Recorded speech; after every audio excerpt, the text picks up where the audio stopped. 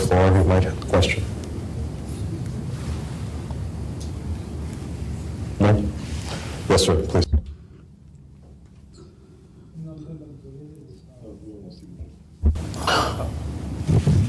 Good afternoon. Welcome, Mr. President.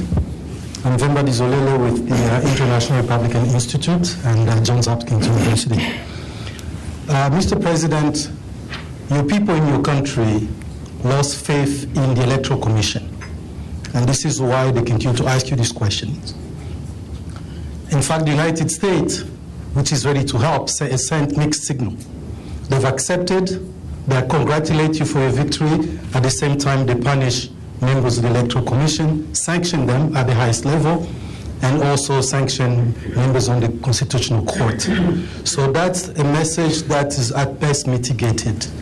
How quickly will you move to put a government that will restore the rule of law, and how quickly will you move to reform this Electoral Commission so that the country will start healing and getting a process that is credible and believable? Thank you very much.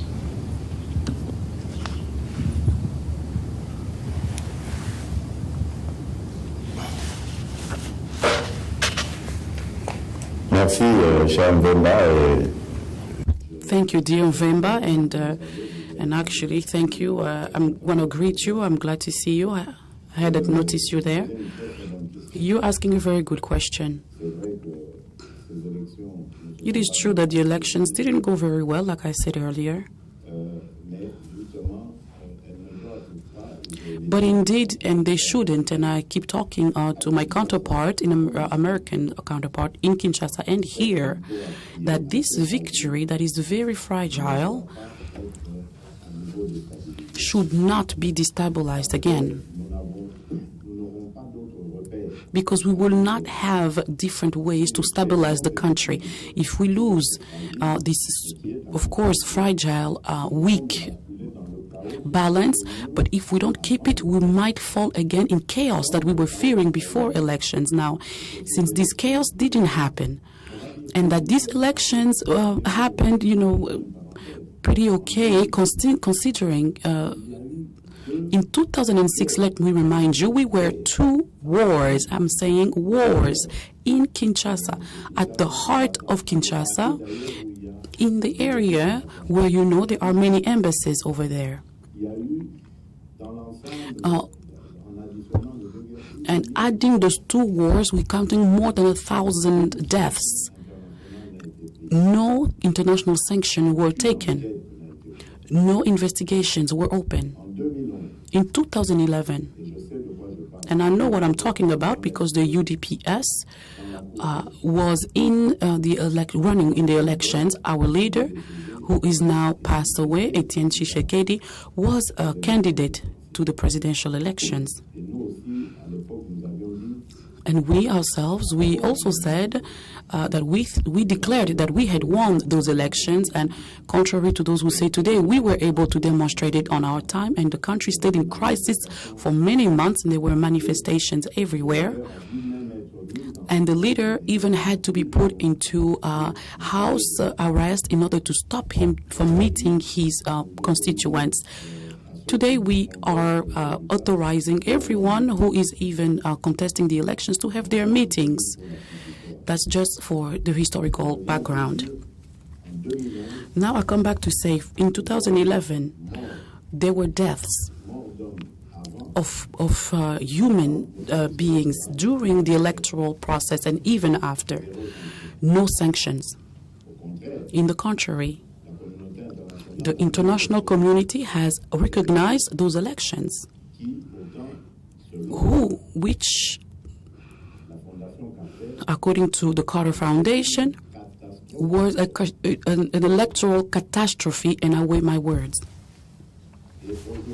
And today, now that we've had peaceful elections, no death, not before, not during, and not after,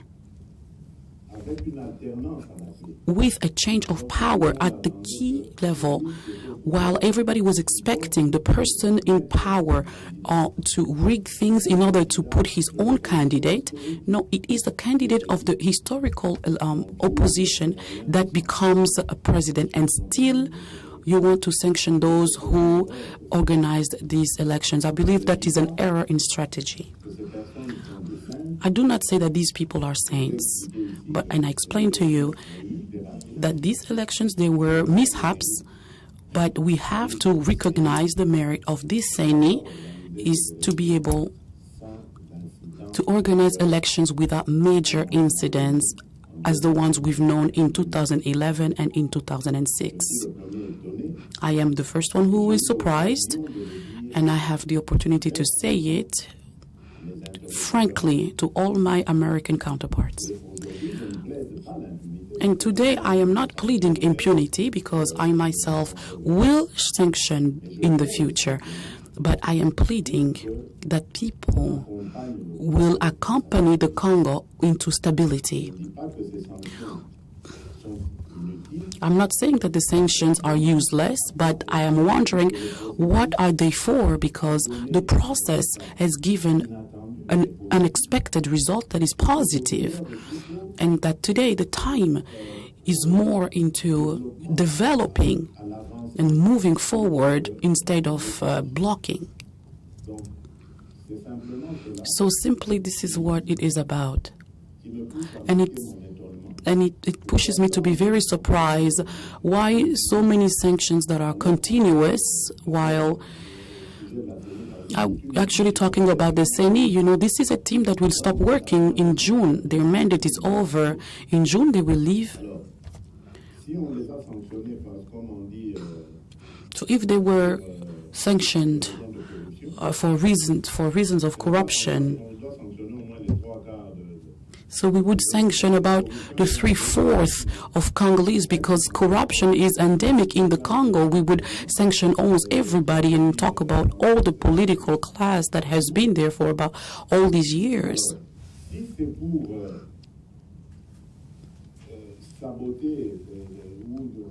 So if it's a matter of denouncing that the results of the CENI that was proclaimed that was not right, let's talk about the results, and don't say on one side we are sanctioning your corruption, but on the other side we are recognizing the result of this that the CENI has published, and we recognizing the elected president. So of course there's a dichotomy here. It's a paradox that could weaken our current balance that we are trying to make, and that we absolutely do not need.